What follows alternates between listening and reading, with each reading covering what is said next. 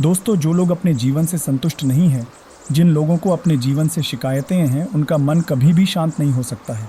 ऐसे लोग हमेशा अशांत रहते हैं और मानसिक तनाव का सामना करते हैं।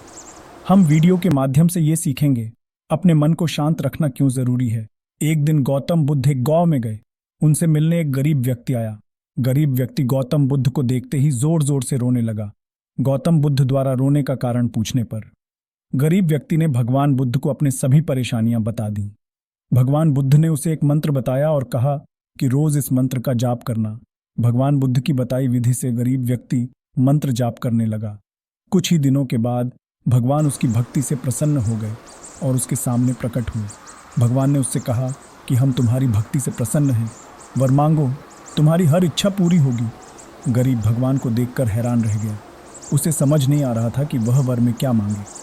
उसने भगवान से कहा कि अभी मुझे कुछ समझ नहीं आ रहा है, कृपया आप कल फिर प्रकट हों। भगवान ने कहा कि ठीक है, और वे अंतर्ध्यान हो गए।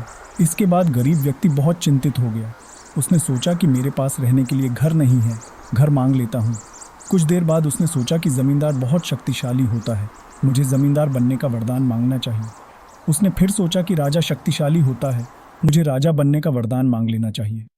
इस तरह के विचारों की वजह से उसे रात में नींद नहीं आई। ऐसे ही पूरा दिन निकल गया। सुबह हो गई, लेकिन उसे समझ नहीं आया कि वर में क्या मांगना चाहिए। तभी वहां भगवान फिर से प्रकट हुए। गरीब व्यक्ति ने कहा कि प्रभु, मुझे सिर्फ यही वर दें कि मेरा मन आपकी भक्ति में लगा रहे।